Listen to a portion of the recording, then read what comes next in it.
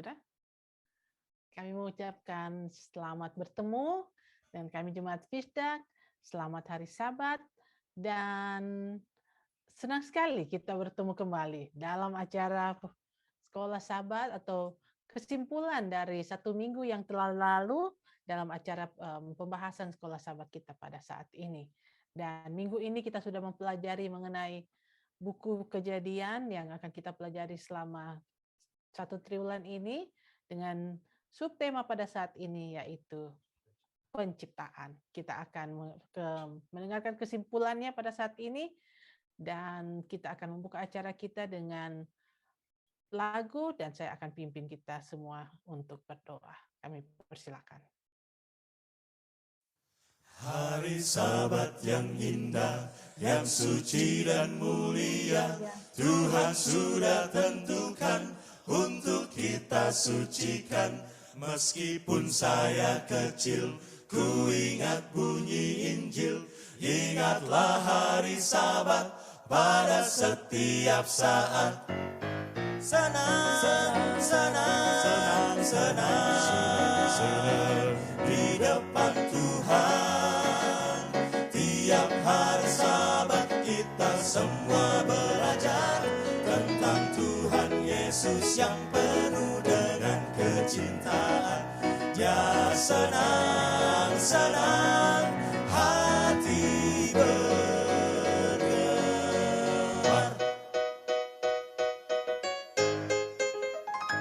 Hari Sabatlah hari pertemuan yang suci di dalam rumah Tuhan, bersama handai taulan, sama-sama menyanyi dengan doa memuji Bapa, Anak, Roh Suci dengan hati yang jernih.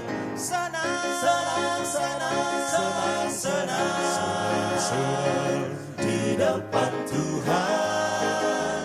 Tiap hari Sabat kita semua belajar tentang Tuhan Yesus yang penuh dengan kecintaan.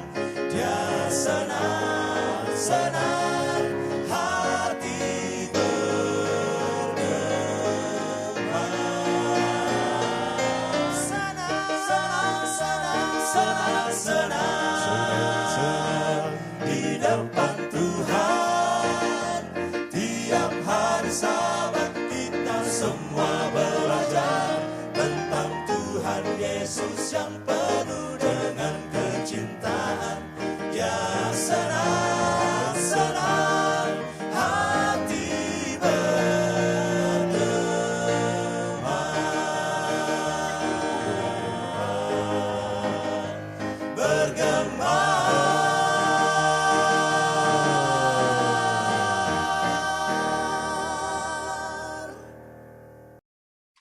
Kami mengucapkan terima kasih untuk Genesis Vocal Group yang sudah membawakan lagu spesial kita pada saat ini. Kita senang sekali sudah tiba lagi pada hari Sabat ini. Baiklah, kita akan buka di dalam doa. Mari kita satu di dalam doa. Tuhan Allah Bapa kami yang ada dalam kerajaan surga yang kami sembah siang dan malam. Kami mengucap syukur kepadamu di mana Engkau sudah memimpin kami. Dalam 6 hari dalam segala aktivitas pekerjaan kami Tuhan, Engkau telah tibakan lagi kami pada Sabat-Mu yang suci ini dengan penuh kesukaan. Kami akan siap mempelajari Tuhan renungan ataupun kesimpulan dari pelajaran sekolah Sabat ini. Biarlah Tuhan Engkau kirimkan Roh Suci-Mu dari surga, menempati hati dan pikiran kami sehingga kami dapat mendengarkan dan dapat berdiskusi dengan baik, menjadi bagian berkat untuk kami dan kami dapat hidupkan dalam kehidupan kami sehari-hari. Dimanapun kami berada Tuhan, kami selalu mendapatkan berkat hari Sabat yang Engkau selalu janjikan. Pendeta muda tulus juga yang akan membentangkan firman-Mu, biarlah dia dapat berkata-kata sesuai dengan kehendak-Mu, dan apa yang dia sudah siapkan Tuhan, seolah-olah Engkau yang bersama-sama dengan dia dalam pembicaraannya. Terima kasih Tuhan. Kami yang mengikuti melalui Zoom maupun dari live streaming, biarlah kami semua memperoleh berkat untuk iman kami lebih hari lebih dekat kepadamu. Terima kasih Tuhan, dengar sepenuhnya doa kami dalam nama Yesus. Kami telah berdoa dan mengucap syukur. Amin.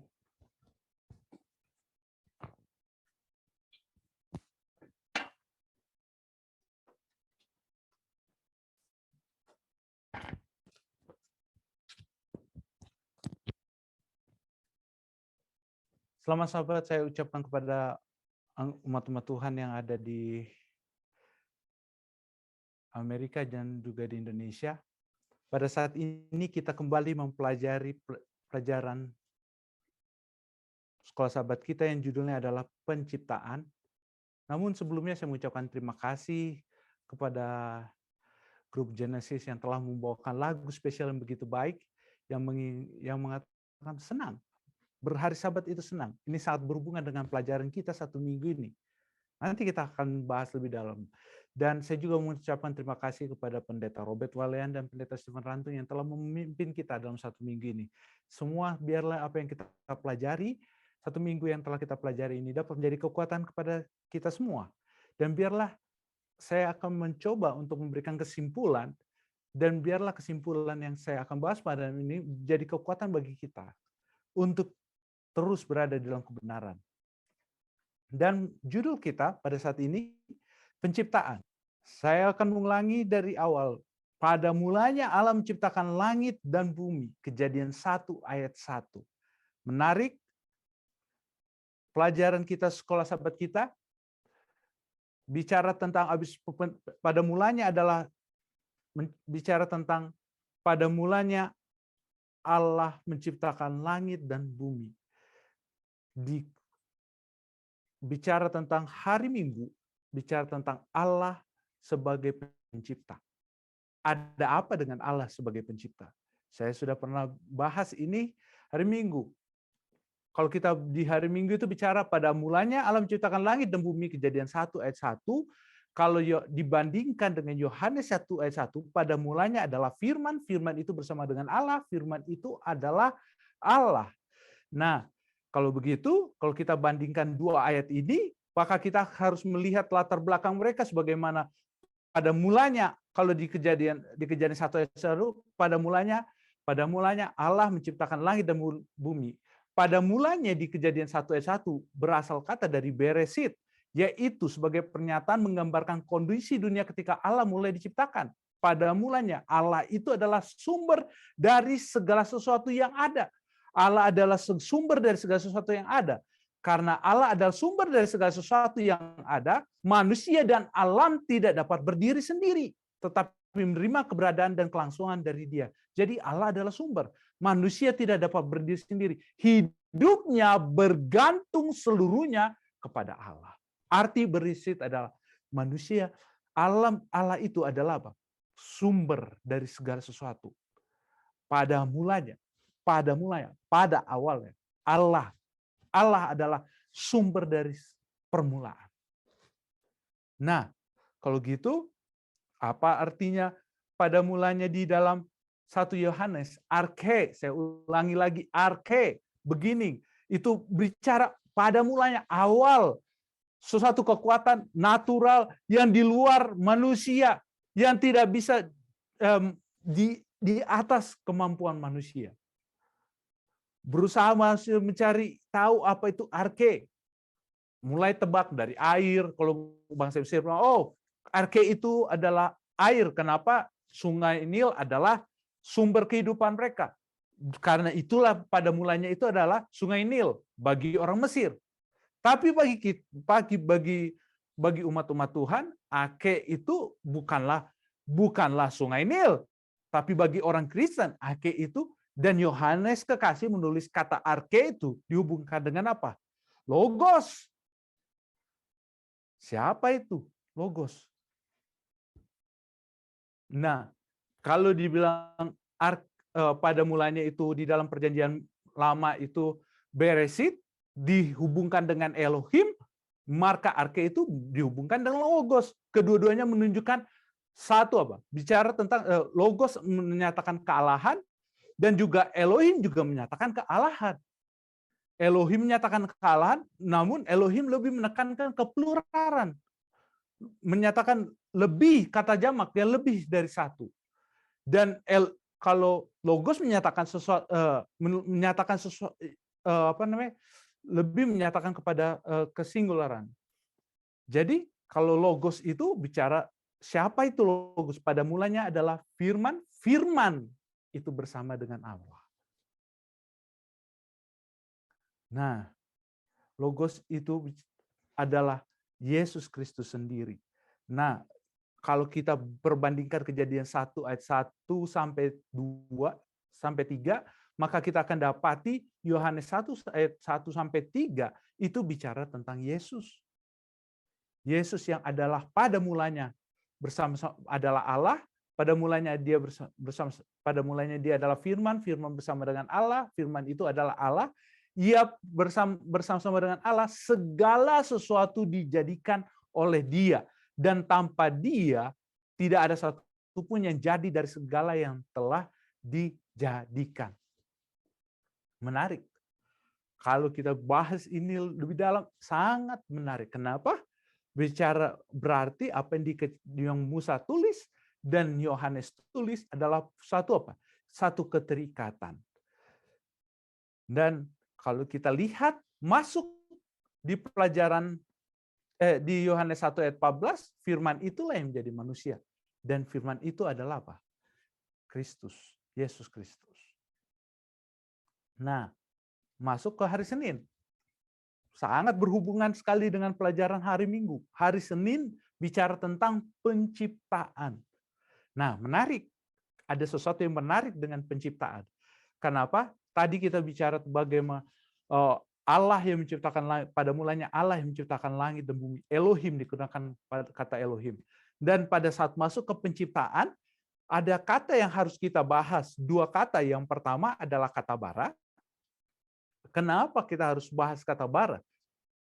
Bara artinya menciptakan, digunakan hanya sehubungan dengan penciptaan oleh Allah. Di bahasa Ibrani, kata bara itu hanya dihubungkan langsung dengan apa? Kata Elohim. Makanya kalau di dalam Kejadian 1, Beresit, bara, Elohim. Kenapa? Pada mulanya apa? Allah menciptakan. Jadi yang jadi pencipta itu, yang jadi Elohim itu memiliki kata kerja, yaitu apa? Yaitu bara. Bara itu adalah kerja untuk menciptakan. Nah, jadi hanya Allah yang dapat menjadi seorang pencipta. Hanya Allah yang dapat menjadi seorang pencipta. Tidak ada yang lain. Kenapa? Berhubungan dengan kata bara yang adalah pencipta.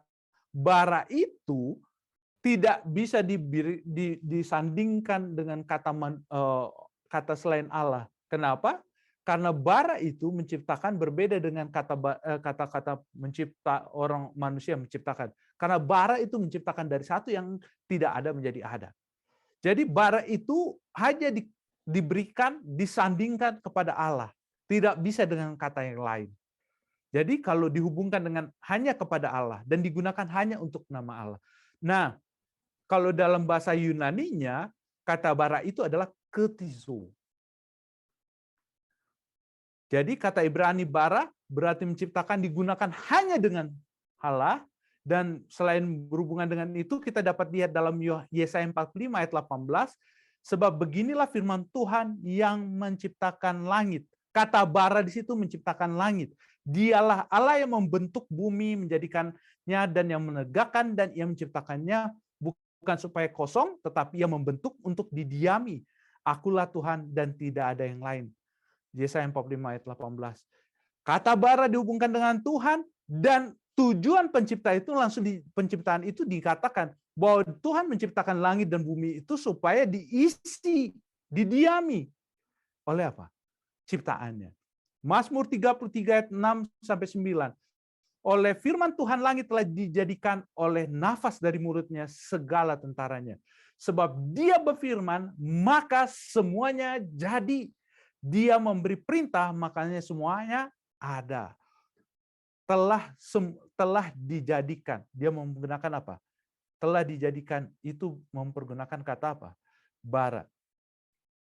Nah, Nah, kalau di dalam Kolose 1 ayat 16, menarik. Inilah yang saya katakan tadi, bahasa Yunani kritizo. Kolose 1 ayat 16, karena di dalam dialah telah diciptakan segala sesuatu yang ada di sorga dan yang ada di bumi, yang kelihatannya dan yang tidak kelihatan, baik singgasana maupun kerajaan, baik pemerintah maupun penguasa, segala sesuatu diciptakan oleh Dia dan untuk Dia. Jadi segala sesuatunya, kata bara ini dan kritizo ini hanya dihubungkan dengan Allah. Kenapa? Karena hanya Dia yang dapat menciptakan dari yang tidak ada menjadi ada. Tidak ada yang lain. Hanya Allah. Nah, kata kedua adalah, ini juga sering kita dengar. Itu adalah kata yom. Kata kedua adalah yom. Penyelidikan yang cermat atas kata bahasa Ibrani hari dan konteks penggunanya dalam kitab Kejadian akan menghasilkan kesimpulan bahwa hari yang dimaksud merupakan masa waktu 24 jam secara harafiah. Kenapa? Pentingnya saya katakan bara tadi, bara itu Allah menciptakan dari yang tidak ada menjadi ada. Tapi yom itu bicara tentang satu hari sama dengan 24 jam. Kata Ibrani yom yang diterjemahkan sebagai hari dapat memiliki berapa makna? Menarik, karena kata yom juga tidak seutuhnya bicara itu satu hari dengan 24 jam. Kata itu dapat merujuk pada masa 24 jam yang diperlukan oleh bumi itu berputar pada sumbunya. Dalam sehari ada 24 jam. Kata itu juga dapat merujuk pada periode antara fajar dan petang. Saat matahari bersinar, hari panas sekali. Namun malam akan menjadi sedikit lebih dingin. Kata itu dapat pula merujuk pada kurun waktu yang tidak khusus. Nah, ini yang jadi problem. Kenapa? Dapatkah yom sebagaimana yang digunakan di sini dipakai untuk merujuk masa waktu yang tidak tertentu? Kita dapat menentukan bagaimana yom harus ditafsirkan dalam Kejadian 1 ayat 5 sampai Kejadian 2 ayat 2. Dengan mempelajari konteks kata itu dan membandingkan dengan konteks lainnya di Alkitab. Dengan demikian kita membiarkan Alkitab menafsirkan dirinya sendiri. Biarlah kita membiarkan Alkitab menafsirkan dirinya sendiri. Biarlah Alkitab menafsirkan yom itu sendiri. Jangan kita yang menafsirkan. Kata yom digunakan 2301 kali dalam Perjanjian Lama. Di luar Kejadian 1, yom ditambah dengan angka. Digunakan 410 kali selalu mengindikasikan hari yang biasa, yaitu masa 24 jam. Kata petang dan pagi secara bersama 38 kali selalu mengindikasikan hari yang biasa, yaitu yom, petang atau pagi. 23 kali. Selalu mengindikasikan hari yang biasa yom plus petang. 52 kali. Selalu mengindikasikan hari yang biasa. Konteks di mana kata yom digunakan dalam Kejadian 1 ayat 5 sampai 2 ayat 2 menggambarkan hari sebagai petang dan pagi, membuat amat jelas bahwa penulis Kejadian bermaksud menyatakan periode 24 jam. Jadi kalau kita lihat dengan apa yang Alkitab katakan dan penggunaan kata yom di dalam Perjanjian Lama, dominan kata yom dipergunakan untuk apa? Untuk lebih dominan mempergunakan kata itu lebih dari bicara tentang apa? Satu hari sama dengan 24 jam. Dengan demikian, kalau kita melihat dominan adalah satu hari sampai dengan 24 jam, kenapa kita itu bicara itu satu hari sama dengan 24 jam dipergunakan? Jadi kita bisa melihat Musa menulis yom itu menekankan kepada bahwa satu hari sama dengan 24 jam. Senin, Selasa, Rabu, hari Minggu, Senin, Selasa, Rabu, Jumat, Kamis, dan Sabtu. Kamis, Jumat, dan Sabtu. Ini semua menjelaskan kepada kita semua urutan hari-hari yang Tuhan menekankan satu hari sama dengan 24 jam dan satu minggu sama dengan 7 hari.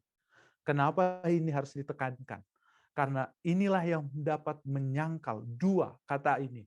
Kata bara dan kata yom yang berada di Kejadian 1 itu dapat menyangkal semua teori.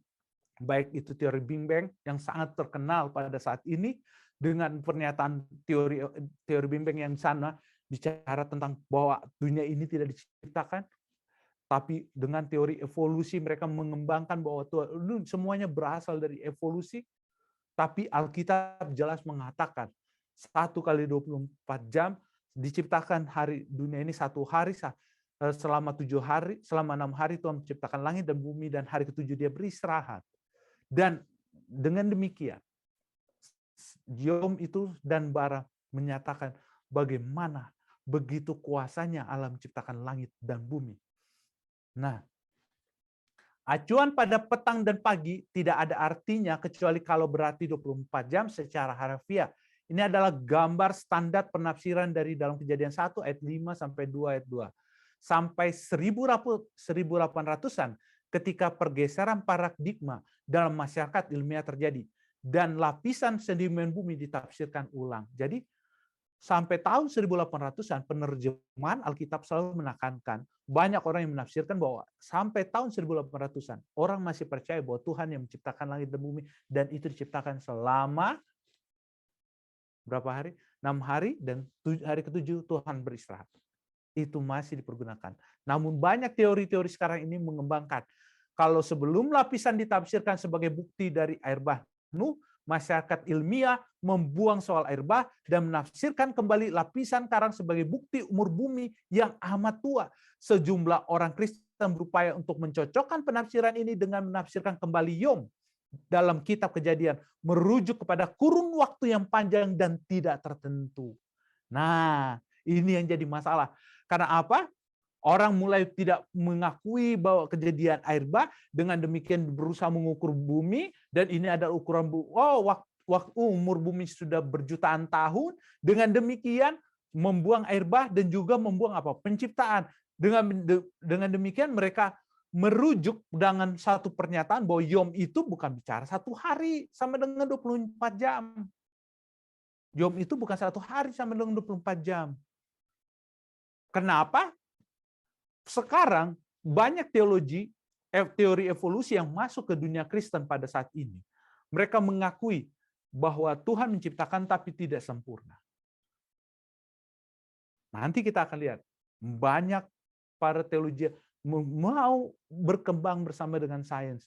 Jadi ilmu pengetahuan dan sains, ilmu pengetahuan dengan Alkitab dimulai digabungkan. Jadi mereka percaya bahwa Yom itu tidak menekankan 1 hari sama dengan 24 jam. Mereka masuk dalam 1 hari itu dalam kurun waktu tertentu dan mulai mereka masuk dengan apa? Pernyataan bahwa 1 hari sama yang dibilang dalam Petrus bahwa 1 hari sama dengan 1000 tahun. Tapi itu tidak berlandaskan dengan kata apa? Dengan tidak berlandaskan dengan data yang Alkitab sudah nyatakan. Dominan itu bicara tentang bukan 1 tahun, 1 hari dalam 1000 tahun, tapi 1 hari sama dengan 24 jam. Mereka mulai geser semuanya. Mulai geser menerjemahkan arti Yom. Sesungguhnya pada dasarnya Yom itu adalah 1 hari sama dengan 24 jam. Mulai mereka geser semuanya. Itu tidak 1 hari sama dengan 24 jam. Itu sama dengan 1 hari dengan tanpa kurun waktu yang tertentu. Nah, kenyataan banyak penafsir umum bumi tua diketahui telah berdasarkan pada asumsi yang salah. Namun kita tidak boleh membiarkan para ilmuwan yang picik dan keras kepala itu mempengaruhi cara kita membaca Alkitab. Kenapa? Biarlah mereka berkembang dengan semua opini-opini yang mereka tampilkan. Tapi kita berketetapan 1 hari sama dengan 24 jam. Dan yang dapat mempertahankan kita, itu 1 hari sama dengan 24 jam. Nanti ada satu hal poin yang sangat penting yang dapat membuat kita bertahan. Bahwa minggu penciptaan itu hanya selama apa? 1 minggu sama dengan 7 hari. Dan inilah buktinya. Salah satu buktinya bahwa memang Allah menciptakan langit dan bumi itu sempurna. Musa memilih 7 kata untuk menulis dalam Kejadian 1 ayat 1. Dengan apa? Bereshit bara Elohim et hasamayim we et harais. Apa artinya? Ini menekankan Allah menciptakan langit bumi secara sempurna. Kenapa? Musa sampai memilih 7 kata yang sangat penting ini untuk dijadikan dalam Kejadian 1 ayat 1. Supaya menyatakan bahwa Allah itu adalah pencipta yang sempurna. Dan sangat menarik kalau kita bahas ini lebih dalam lagi, Kejadian 1 ayat 1 itu ditulis dalam 7 kata, dan Wahyu 22 diakhiri dengan 7 kata. Jadi Musa dan Yohanes sama-sama mengakhiri semua tulisannya dengan apa? Musa mengawali dengan 7 kata dan Yohanes kekasih mengakhiri dengan 7 kata. Kenapa? Karena angka 7 adalah angka yang sempurna. Dan bagi Allah adalah angka 7 adalah angka yang sempurna, maka Musa memilih semua kata-kata yang sangat tepat untuk mengawali, dan Yohanes memilih kata-kata yang sangat tepat untuk mengakhiri. Dan Musa memilih 7 kata itu dengan sangat baik. Beresit bara Elohim et hasamayim wet harais. Apa artinya? Allah menciptakan langit dan bumi. Pada mulanya Allah menciptakan langit dan bumi. Dan penekanan 7 kata ini adalah yang dipilih oleh Musa, menekankan bahwa Allah menciptakan langit dan bumi ini secara sempurna. Jadi tidak ada teori evolusi yang bisa masuk, karena Alkitab katakan diawali dengan sempurna dan akan kembali menjadi sempurna.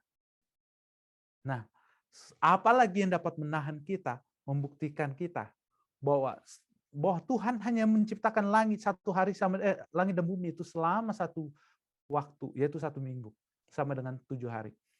Karena Kejadian 2 ayat 1 ayat 3 mengatakan, demikianlah selesai di langit dan bumi dan segala isinya.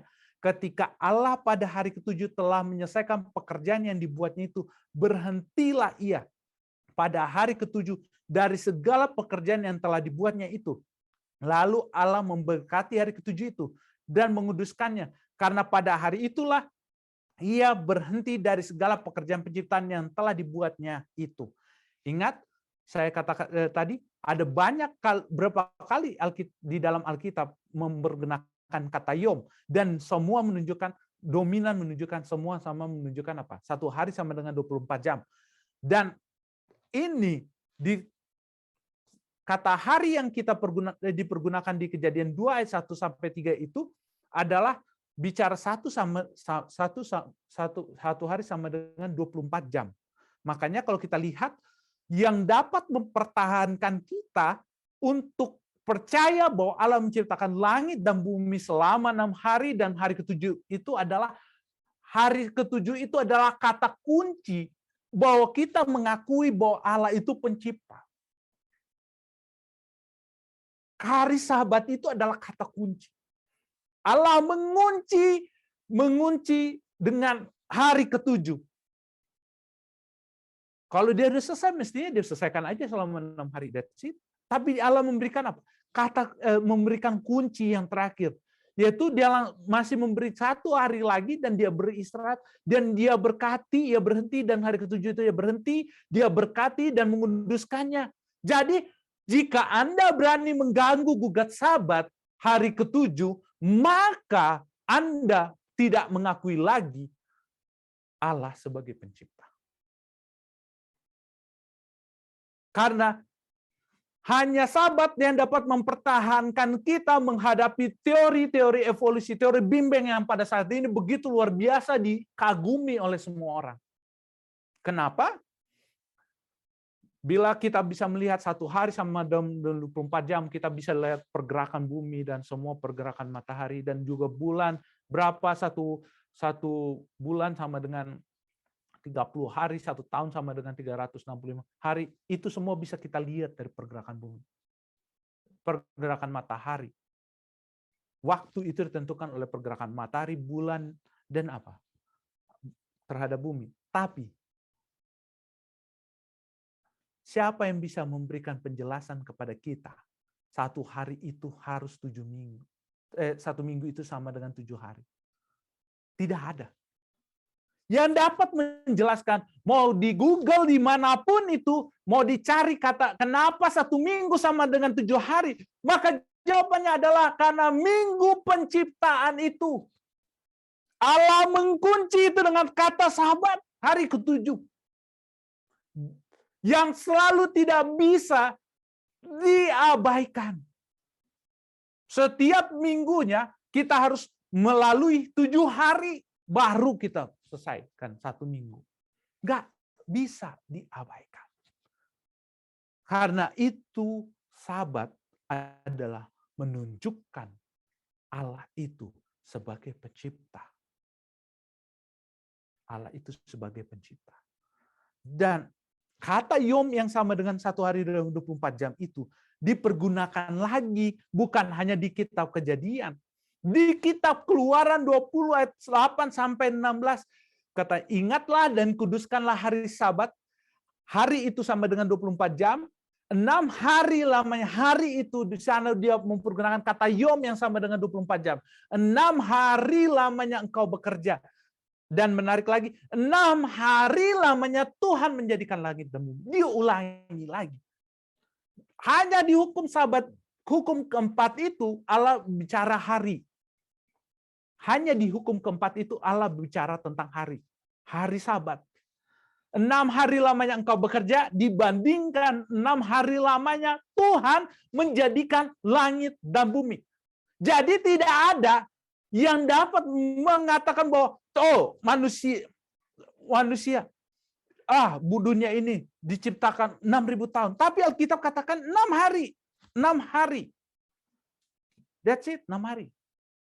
Tidak 6.000 tahun. Tidak jutaan tahun. Dan untuk mengakui teori evolusi, kalau orang mengakui teori evolusi, yang dia harus hancurkan pertama adalah hari Sabat itu sendiri. Hari Sabat itu harus diruntuhkan dulu, baru orang itu bisa mengakui teori evolusi. Kenapa? Kalau orang itu tidak mempercayai Sabat, berarti dia tidak akan mempercayai apa? Allah sebagai pencipta, dan dunia ini diciptakan selama 1 minggu. Apa buktinya? Buktinya bahwa dengan menyingkirkan hari Sabat hari ke-7, kita tahu sejarah bahwa hari Sabat diubah menjadi hari Sabat hari ke-7 itu diganti jadi hari Minggu. Diubahkan jadi hari perbaktian hari Minggu. Adalah dengan gereja apa? Gereja Katolik. Dan saat ini Paus Fransiskus sudah berkata, evolusi itu nyata. Dan Tuhan bukan penyihir. Saat kita membaca kisah penciptaan dalam kitab Kejadian, kita menghadapi risiko untuk membayangkan Tuhan sebagai penyihir yang dengan sebuah tongkat sihir mampu melakukan segalanya. Namun itu tidaklah demikian, kata Fransiskus. Dia Tuhan menciptakan manusia dan membiarkan mereka berkembang sesuai dengan hukum internal yang dia berikan kepada masing-masing orang sehingga mereka akan mencapai kepenuhannya. Seperti saya katakan tadi, bahwa Allah menciptakan langit sempurna. Teori evolusi yang masuk ke dalam dunia Kristen pada saat ini, Tuhan tidak menciptakan secara sempurna. Dan pada saat ini bukan saya yang mengatakan ini. Yang mengatakan adalah pemimpin Gereja Katolik Paus Fransiskus. Dicatat di kompas.com. Anda bisa Google, Anda bisa cari itu semua. Pada saat lembaga hari Sabat itu diganti dengan lembaga yang lain. Diganti. Maka yang akan diubah itu adalah pengakuan kita sebagai Allah sebagai pencipta kita. Ini salah satu bukti nyata bahwa pada saat hari Sabat itu tidak lagi dipelihara, maka yang dia ganggu gugat adalah apa? Kekuasaan Allah sebagai pencipta. Dia mengatakan apa? Allah itu bukan seorang penyihir. Ting! Yang jadi. Sedangkan Alkitab katanya hanya apa? Pada saat Allah berfirman, semua jadi. Habis itu, pelajaran kita juga bicara tentang rumah tangga di Taman Eden. Maka Allah menciptakan manusia itu menurut gambar Allah ciptakan dia laki-laki dan perempuan diciptakan mereka. Setelah hari Sabat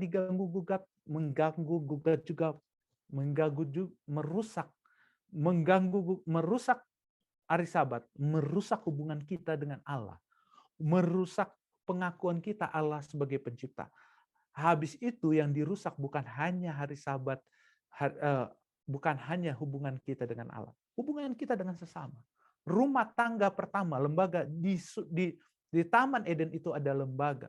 Dua lembaga, yang pertama lembaga hari Sabat. Yang kedua adalah lembaga apa? Di Taman Eden. Allah menciptakan manusia itu menurut gambarnya. Menurut gambar Allah diciptakan dia. Laki-laki dan perempuan diciptakannya mereka. Pada saat manusia tidak percaya lagi hari Sabat, apa yang dirusak? Rumah tangga. Jangan bermain-main dengan hari Sabat. Pada saat rumah tangga kita tetap bersama, melayani bersama pada hari Sabat, ke gereja sama-sama hari Sabat, maka yang diutuhkan adalah rumah tangga kita. Namun pada saat satu dengan yang lain berbeda, yang satu ke gereja pada hari Sabat, yang satu, semuanya akan pencar. Karena hari Sabat itu menjadikan manusia itu berhubungan dengan Allah dengan baik, maka hubungan dengan sesama itu akan jadi apa? Baik. Dan Allah pada saat manusia mendobrak hari Sabat, maka yang dirusak adalah juga bukan hanya itu. Allah sebagai pencipta, dirusak juga rumah tangga yang sekarang tampak coba dipertahankan. Bagaimana supaya rumah tangga bertahan? Salah satunya adalah mari berhari Sabat. Kalau mau mempertahankan rumah tangga supaya baik, mari berhari Sabat. Dan pada saat kita memelihara Sabat dengan baik bersama dengan keluarga, jangan hanya suaminya, kedua-duanya. Anak-anak harus ikut serta. Jadi satu keluarga itu dapat diutuhkan dalam Tuhan kalau semuanya dipersatukan. Apa yang di dalam kitab Efesus itu menjelaskan, jika suami, istri, anak-anak,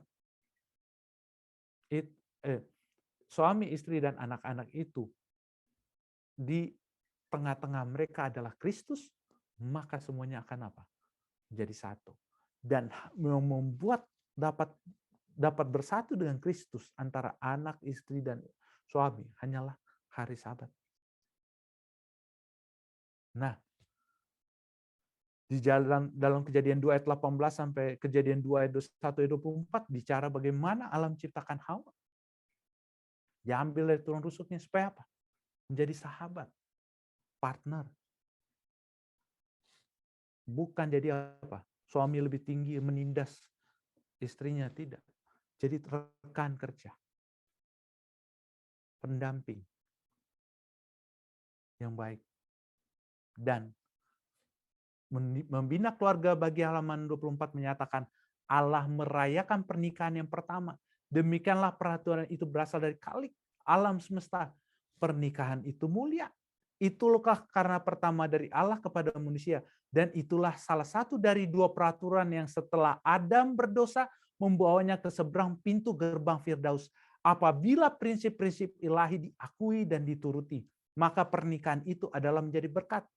Pernikahan itu dijaga kesuciannya demi kebahagiaan manusia. Pernikahan itu menyediakan semua keperluan hidup sosial, meninggikan sifat badani, kecerdasan, dan moral manusia.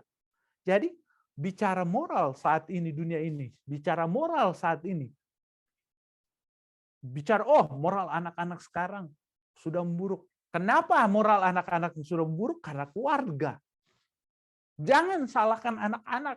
Yang salah itu adalah keluarga. Jika keluarga tidak bersama dengan Allah. Karena yang dapat membuat moral manusia itu baik adalah pada saat keluarga itu bersama-sama dengan Allah. Bersama memelihara Sabat. Jadi Allah mencintai. Dan kita lihat apa yang terjadi pada saat ini. Yang dirusak itu. Apa yang Tuhan berikan di Taman Eden. Hari Sabat dan keluarga. Dirusak semua. Dunia menunjukkan dengan sangat dengan alasan hak asasi manusia. Bicara tentang hak asasi manusia, sesuka hati mereka untuk cerai dan menikah. Kalau saya suka, oke. Bahkan anak-anak muda ditanyakan, oh, tes dulu, tes drive dulu. Habis itu bukan hanya itu, sekarang lebih mantap lagi, boleh cowok dengan cowok, cewek dengan cewek. Alkitab katakan tidak dihancurkan. Dua lembaga yang Tuhan berikan di Taman Eden diluluh lantahkan. Dan ini semua akibatnya merusak manusia itu sendiri. Manusia yang merusak, maka manusia yang akan rusak.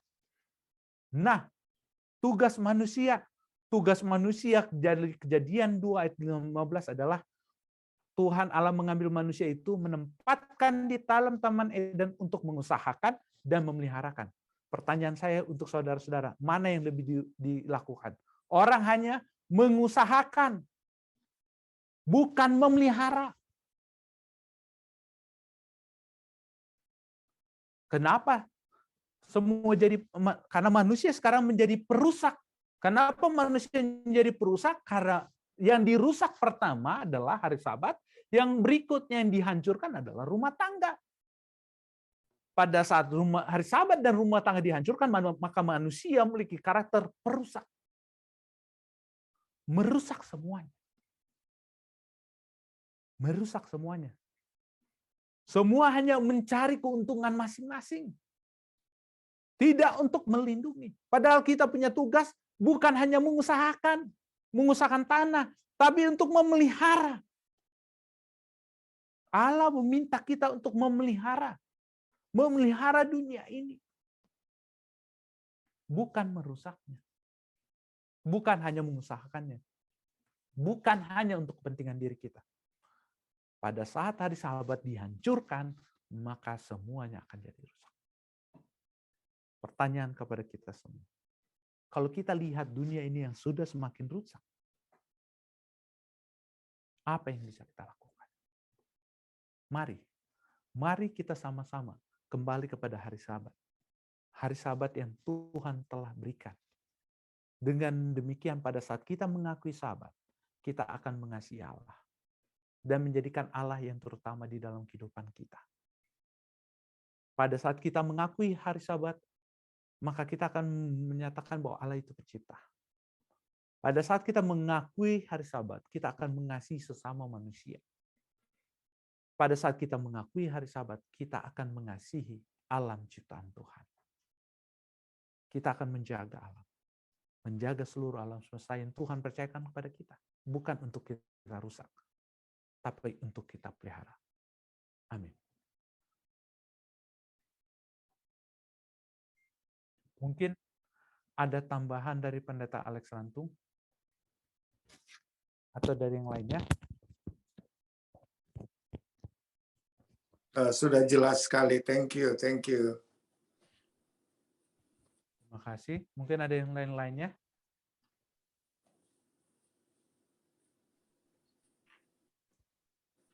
Dek, ada dari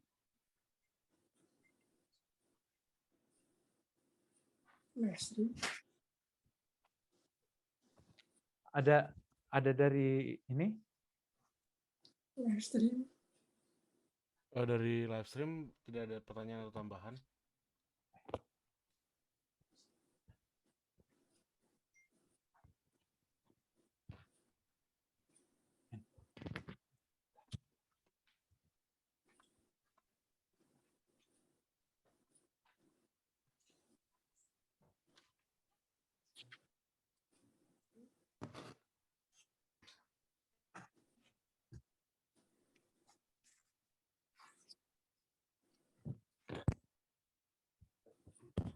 Iya.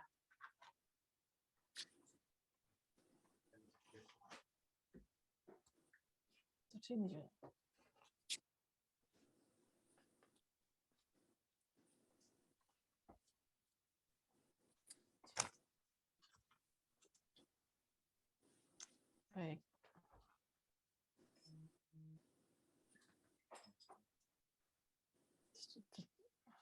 Semua.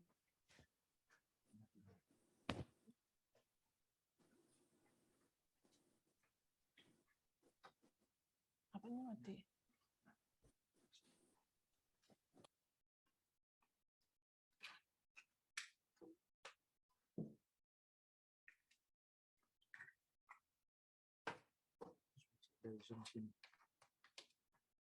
Mati itu subtitle gimana? Oh, sorry.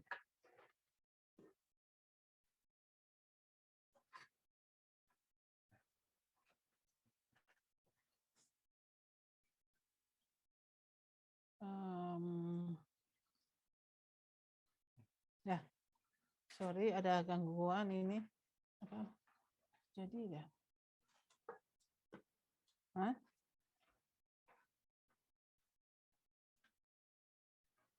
Udah. Jadi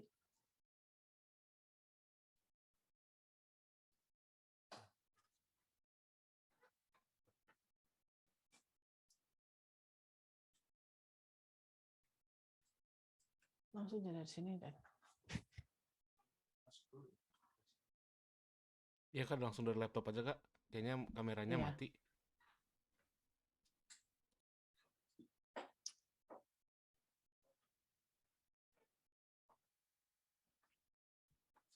Kenapa nggak jadi ini laptopnya?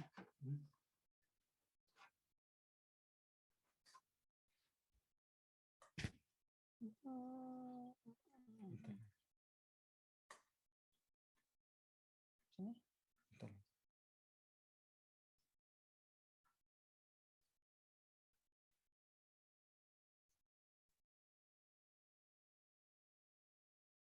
Nah, dapat informasi tadi.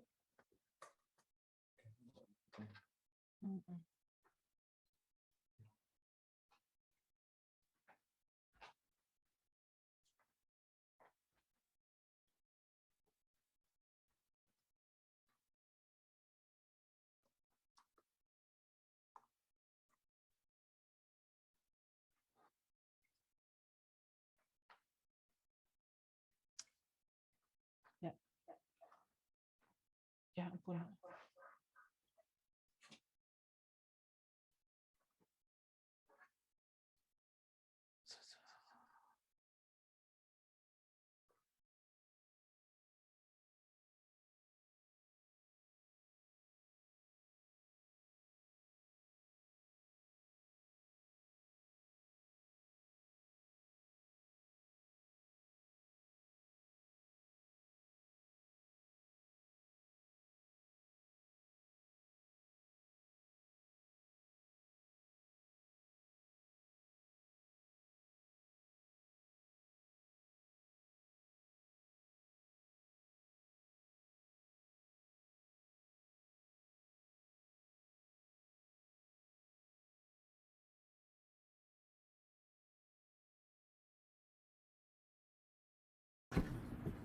Oh, sorry ada kesalahan teknik. Dan jika tidak ada lagi pertanyaan atau tambahan, kita akan masuk dalam doa dan saksian. Jika ada hal-hal yang akan kita saksikan untuk kita doakan bersama, kami persilakan.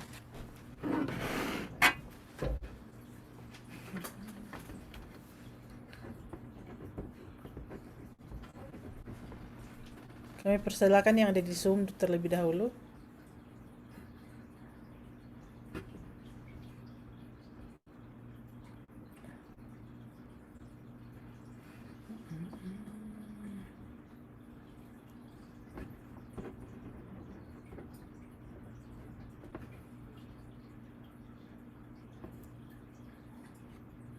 Ada yang mengangkat tangan? Kalau tidak ada, mungkin yang Halo. live. Oh, Om Angli, silakan. Iya. Tolong doakan kakak ipar saya atau kakak dari Ada suaranya ini ya. namanya Anice yang sedang sakit yang ada di rumah sakit Siloam. Terima kasih. Oh, siapa ulang, sorry Om. Kakak ipar saya. Oh, oke. Anice Soputan. lagi dirawat di Rumah Sakit Siloam, Sonder. Terima kasih. Terima kasih Om.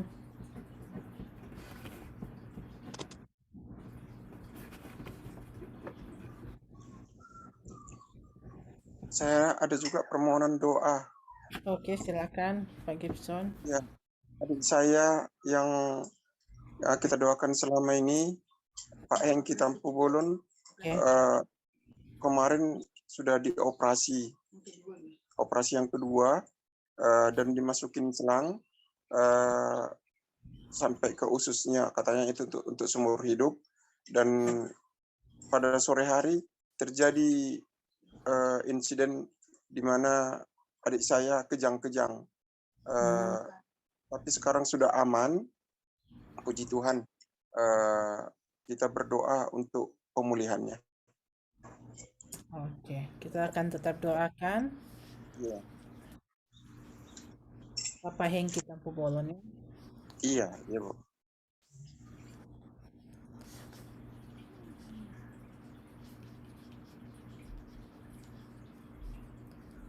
Ada lagi yang dari live streaming, Dek? Dari live stream cuman ada silent request, Kak. Oh, oke. Dari Tante Tina, Tante keluarga laki, Tante Omi, dan Tante Ike. Oke. Baiklah.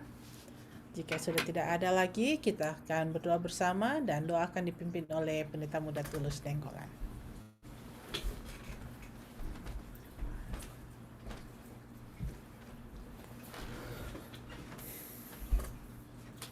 Mari kita sama berdoa.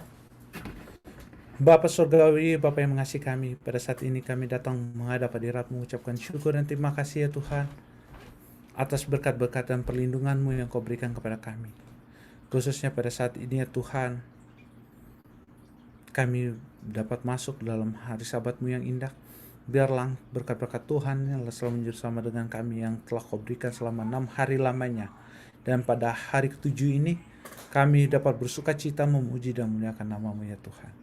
Dan pada saat ini kami telah mempelajari firman Tuhan yang mengingatkan kami memiliki sahabat Tuhan, kami juga mengakui kami memiliki pencipta langit dan bumi.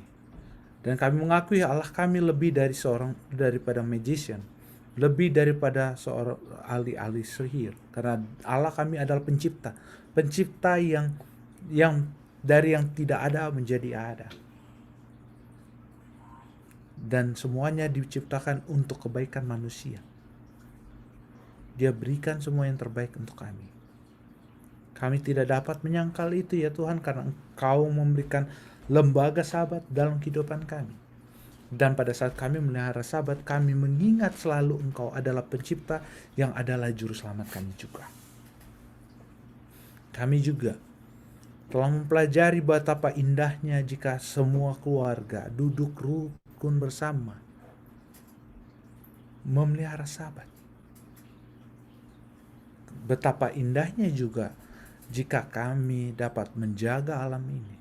Bukan hanya kami fokus untuk kami pergunakan, kami usahakan, tapi kami juga harus mengasihi alam ciptaan Tuhan yang Tuhan telah berikan kepada kami.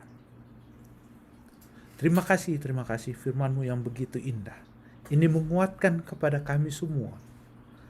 Walaupun kondisi-kondisi dunia yang sudah semakin menuju waktunya, waktu yang telah Tuhan berikan kepada kami akan segera berakhir. Karena Engkau akan segera datang ya Tuhan. Semua nubuatan sedang berjalan dan segera akan berakhir. Karena itu ya Tuhan, biarlah kami dapat terus berjalan sesuai dengan kehendak-Mu, melakukan apa yang Engkau perintahkan kepada kami, sehingga kami dapat terus menyatakan kasih kami kepada orang lain, dan juga menunjukkan kepada orang-orang di sekitar kami bahwa pengharapan itu segera akan datang. Biarlah iman kami Engkau selalu teguhkan melalui Roh Kudus-Mu. Khususnya pada saat ini ya Tuhan, hamba-Mu berdoa untuk para hamba-hamba Tuhan, pelayan-pelayan Tuhan, Pendeta Alex Rantung beserta dengan keluarga, pendeta Kasalia beserta dengan keluarga. Biarlah Engkau besertai mereka. Kau berikan kekuatan kepada mereka. Kau berikan kesehatan kepada mereka sehingga mereka dapat terus menjadi saksi Tuhan, menguatkan umat-umat Tuhan. Hamba-Mu juga berdoa ya Tuhan untuk pendeta Stephen Rantung yang adalah gembala kami, Jemaat Fisdak. Biarlah Engkau berserta dengan keluarganya. Engkau berikan berkat kesehatan, kekuatan dari surga. Berikan juga hikmat kebijaksanaan untuk pendeta Stephen Rantung untuk mengembala kami, umat-umat Tuhan yang berada di New Jersey ya Tuhan. Hamba-Mu juga berdoa ya Tuhan untuk kakak ipar dari Om Angli, Tante Anice Soputan, yang pada saat ini sedang sakit di rumah sakit saudara itu. Dan juga Bapak Hengki Tapu Bolon yang pada saat ini yang telah melewati operasi namun dalam keadaan sakit ya Tuhan, dalam pemulihan. Hamba-Mu juga berdoa ya Tuhan untuk juga Alden Syuhotang dan juga sahabat-sahabat kami yang lainnya yang dalam keadaan kurang sehat. Biarlah Engkau melawat mereka. Engkau sembuhkan mereka. Seperti juga Kak Jen Rodonuwu di Philadelphia ya Tuhan. Biarlah Engkau melawat mereka. Engkau pulihkan mereka semua satu persatu. Dan pada saat berikutnya kami akan mendengarkan kabar sukacita, kabar kesembuhan yang berasal dari Engkau ya Tuhan. Hamba-Mu juga berdoa untuk silent request yang disampaikan oleh Tante Omi, Tante Lili Penontoan, Tante Tine PS, Opa Oma Lalaki, Tante Ike, Kak Eve Angelo. Biarlah Engkau juga mendengarkan seruan hati mereka. Biarlah Engkau dengarkan segala sesuatu yang di dalam hati mereka yang mereka sampaikan kepadamu pada saat hamba-Mu berdoa. Dan jawablah berdasarkan kasih karunia-Mu. Hamba-Mu berdoa untuk seluruh umat-umat Tuhan yang ada di live stream maupun Zoom. Biarlah kami semua disatu padukan, dikuatkan, diberikan kesehatan dari surga. Hamba-Mu berdoa pada hari ini ya Tuhan, biarlah Roh Kudus segera dicurahkan bagi umat-umat Tuhan, supaya kami dapat dipersiapkan untuk menantikan kedatangan yang kedua kali. Doa ini hanya kami layangkan melalui nama anak-Mu Yesus yang telah menjadi juru selamat yang akan segera kembali di awan-awan. Amin.